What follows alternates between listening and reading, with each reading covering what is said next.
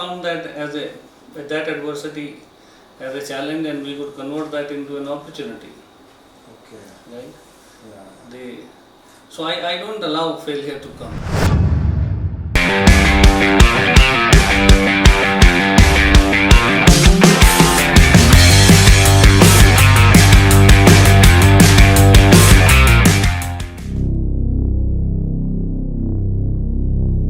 Hello everyone, welcome to the Leadership Masterclass. We are so excited to bring you raw insights from some of the most successful people from the business world, which will help you lead a path towards excellence. Today's guest is one of my favorite people from the corporate world. He hails from a small village about 100 kilometers from where we are today, that is New Delhi, and has been on an incredible journey since 1977 to become the CEO and MD of the fastest growing air conditioner company in India. With YMCA as his alma mater and the badge of having worked in many multinationals before heading Daikin India, this man with his core team is responsible for taking Daikin India from less than 400 crores to more than 4,000 crores in just 9 years. Apart from creating history by becoming the first Indian who is on the Daikin Industries board, he is also the Daikin's family's spokesperson for empowering the youth of India, especially the bright young women in this part of the world. It is his passion towards hard work and his ideas on empowering the society that have led us to have the first interview in this series with him. Today is the day we get to learn what goes on in the head of the brightest minds India has ever produced. We will talk all things personal and professional, how he reminisces his love for those aloo parathas from YMCA canteen back in 1977, and also his philosophy of life and world where people do business with people. So it makes me incredibly excited to welcome the god of the coolest business in India, pun intended, the CEO and MD of Daikin India. Ladies and gentlemen, please welcome Mr. Kanwaljeet Jawa. Welcome, sir. Welcome to the masterclass, sir. Thank you very much, Nikhil, for this kind of introduction. I don't know whether I deserve that or no. Yeah, I think you have been very magnanimous, and yes, I think I feel fortunate to have worked with good companies. Okay. I started my career with Godrej after my completion of engineering as a trainee engineer, and obviously, I think I'm one of the fortunate person that last almost 4 decades I've been associated in refrigeration and air conditioning. Wow. And after having worked with Godrej, I also worked with Carrier India, which is a United Technologies company. Also, I happen to work with Tatas very closely. Okay.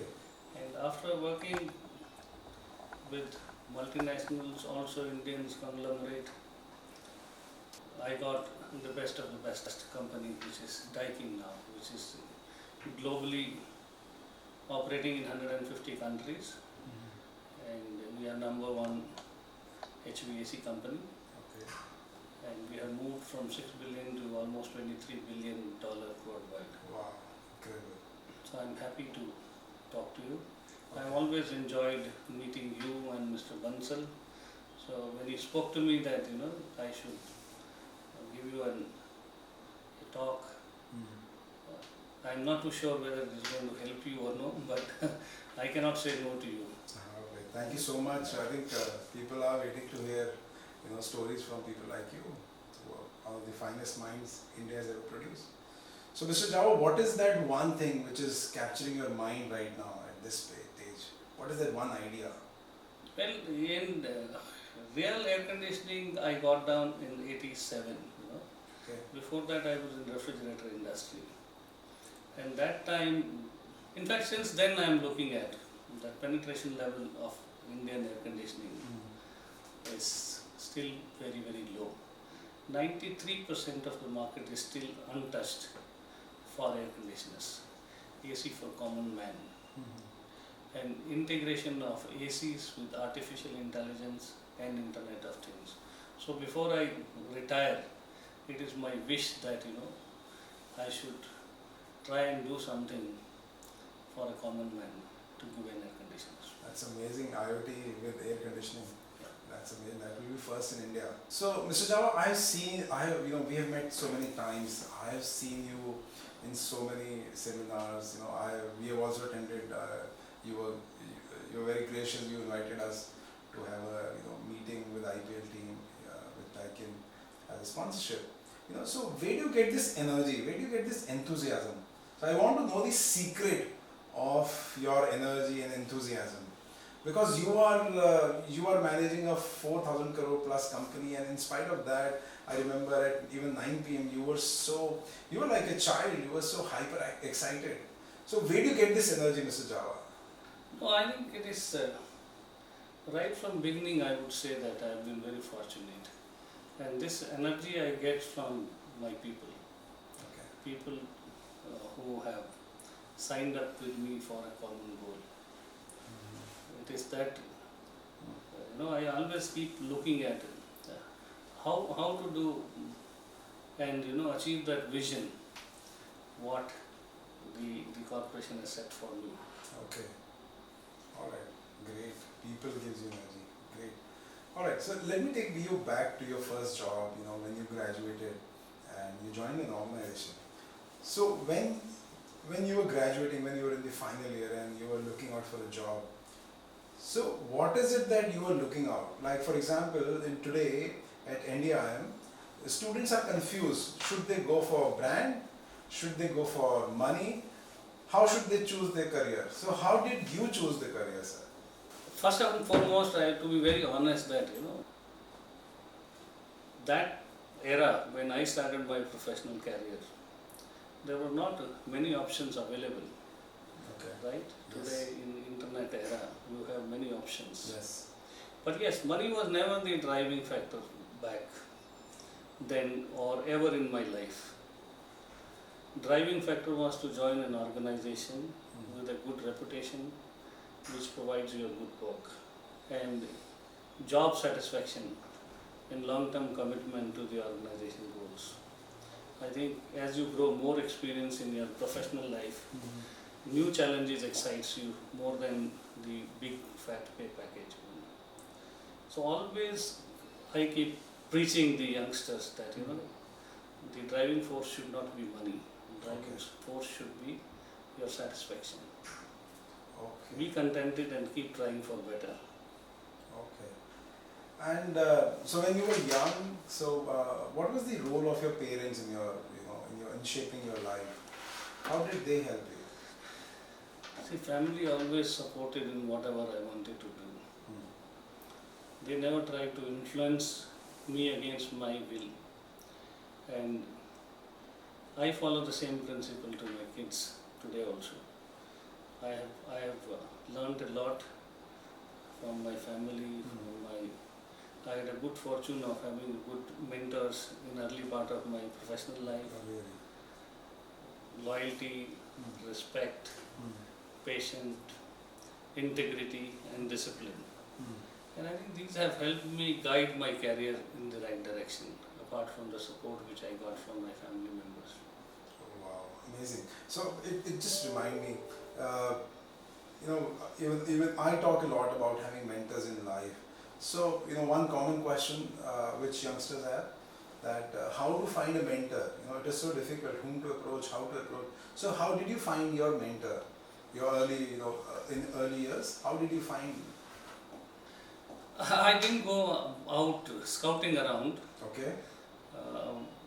I was very fortunate that every boss I got, my immediate superior, I saw mentor in him.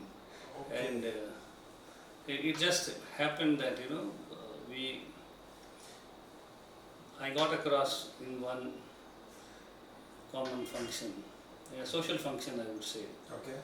The guy who used to head Voltas, and he was hired by Voltas out of 200 managers by Arthur and Anderson, and before that he was a deputy chairman of ITC. His name was Mr. Sareen, Ramesh Sareen. Okay. And when he was scouting around for people, he phoned me one day and he said, "You come and meet me in ITC Moria." And when I went and met him, he was a very tall personality. and that time he used to be the president and chief executive of Voltas. Okay.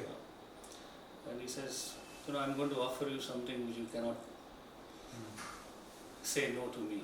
So he was such a tall personality, and I had heard a lot about him. Today he's my godfather, he's my mentor. I have never looked back after that. So I think also, apart from Mr. Serene, when I was a Tata Project Moon member, when I happened to, after working for 14 years with Carrier, I went to Tata's. And there also I was fortunate to be a Tata Project Moon members. Okay. And I was closely associated with the top brass there. And I happened to get a right boss in Mr. S.N. Tripathi. And I think same thing is continuing today, till date. Okay. In Daikin also I found Mr. Toshio Nakano, who was Asia Pacific head. So I can say that I was very fortunate that it is maybe sheer coincidence or whatever you may call it. Okay. But the kind of support which I have been getting, or the kind of direction which I have been getting from my mentors, they have really taught me a lot. Okay. So let's talk about, Mr. Jawa, your daily routine. So students often ask us that what is the secret of the energy? How do you have a 100% productivity day? So let's talk about that. What is your daily routine looks like? I have been a sportsman all through. Okay. Even during school days, I used to play a lot of badminton, and many times, my teacher, I try and give you first Hindi, what he used to say, is that "Tumhe chiriya dikhe, balle dikhe." That means you can only see shuttlecocks, and I don't know what are you going to do. Yeah. So I've been a health freak from beginning. Okay. Even when I went to the college, I represented my Haryana state. So I think fitness is very important. Okay. And I still spend a lot of time whenever I get, wherever I go. I have a schedule, very tight schedule of 10 to 12 days of traveling within India and outside India. Okay. But I still make it a point to spend at least about 30-35 minutes on yoga, and maybe 15-20 minutes for a walk, and which gives me a lot of energy. And whenever I get time, especially on Saturdays and Sunday, I try to spend more time on these activities. Okay. So what is your success mantra for work-life balance? Yeah, I think you should do simple things exceedingly well. Don't make things complicated. And I have never believed in making things complex. Right? I do tight time management. Okay. I practice what I preach. And my commandments are very simple. I don't do subordinates' job. I help them in doing their jobs. Oh, excellent. Yeah. So, Excellent. and once you assign and once you agree on targets, I think I help them in doing that, but I don't do that. Right? Targets for me are sacrosanct, and once agreed, it has to be done. Wow. We have to make things happen. Amazing. And that I do it management by walking around. I hold their hand when they are, and I delegate authority. I take responsibility. So I think these mantras help me in achieving with the collaborative effort. Okay. I am a firm believer that individually maybe you can break barrier, but collectively you can create a new horizon. So I align the targets, give it to them, then I make them accountable, and authority is with them. I only keep responsibility with me. So, and I don't think that in my last 4 decades, when I have trusted people, they have never let me down. Amazing. Very powerful mantra, sir. Very powerful. So, Mr. Jawa, when you have to hire people, all right, so what is your philosophy? What do you look into while hiring a person? No, by interaction, normally I must tell you that I still get involved in hiring especially at any management level, we have a standard operating procedure, and that is what I learned from, the Oberoi Hotel chief. I read his book once, that people are the most important asset of an organization. So when somebody is entering into, so I look at 3-4 things basically. One is that attitude, skill can be developed. Second, I also see physical energy. Are you willing to go extra miles? Do you have guts, gumption and confidence to take challenges? Skill can be imparted, but most important I think see is that how much fire you have in your belly to take up the challenges. I think it has to come from within. I very strongly feel that if the urge is from within, then you can make things happen. What is your suggestion to the new generation, which is coming up? You want them to play safe, or you want them to go all out, or is there any balanced approach? So, what is your suggestion to the new generation? No, neither of the two I would say. That you can't be, I can only tell you about myself. Sure, please. And you have to find you in you. Okay. You of you I cannot suggest to you, right? But I have always, when I joined Daikin, and this has been my philosophy right from the word go. I'm not scared, I'm not afraid of. And when you take a leadership role, you have to be courageous. You should be thoughtful, but not scared. Things will go wrong. It is not an easy question to answer. Opportunities and options are more than what was available 30 years back. Correct. So you have to look at, first find your calling, the kind of job or the company you would like to look at. And it may take you some time to find out, maybe change a few companies in the beginning. But once you find the right job, then stick to it, learn it and grow within the organization. Right? So I think the moment you find your growth is restricted and you are not getting the new opportunities, change and find a new challenge. Okay, that's very good. Yeah, Very I powerful. think have patience and give time in an organization. So how do you keep your team motivated? Because from your previous replies, I understand that you are a target-oriented person, and in sales, target plays a very important role. But at the same time, when targets are not met, people get demotivated. So how do you keep that momentum, that energy alive? How do you keep them motivated, sir? No, I work with them for them. It is not that whether the targets are agreed first and then given till the last level. So as I said that the typical market is business and business is market. First and foremost, I have that experience of 4 decades behind me. So I don't give unrealistic target. Targets are never given from the top, right? Or nor it is a bottom-up approach. Okay. So it is a somewhere that agreed from the top that what is the situation, your competitive wise, and what is realistic. Once you have a realistic targets and you work with them for them, then it is not divided that you have a target and I don't have. Oh, so If you don't achieve, I also don't achieve. Yeah, so you handhold them. Yes, till the last. the handholding till the last minute. And if there are situations which are challenging, we find ways and means of achieving that. Okay, that's very good. So you're a people's person. So from your past experience, so you mentioned about finding the right organizations. You mentioned about finding the right mentors. So which particular experience from your past helped you form your value system? Yeah, my value systems have trickled down from my bosses, my family, and my colleagues. Okay.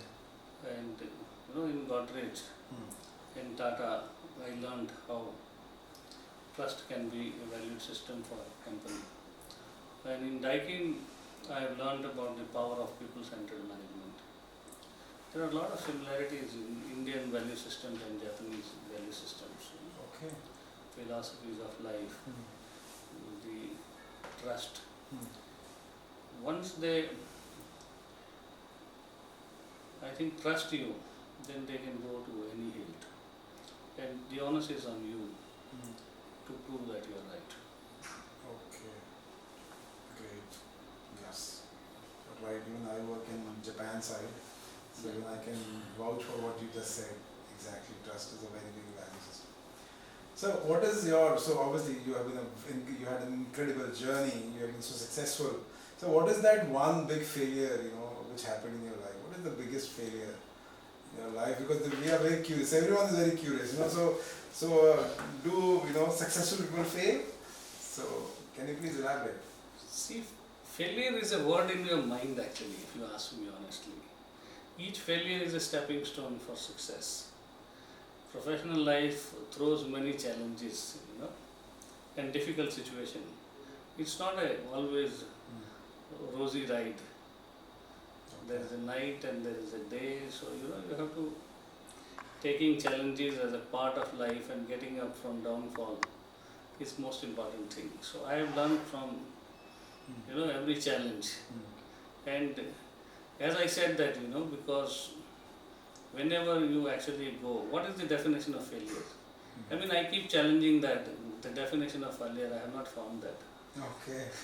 In my last assignment only, which is now, I mean, where I am continuing, I can go on and on for 40 years, In this company, the day I joined, I went my first visit to Japan.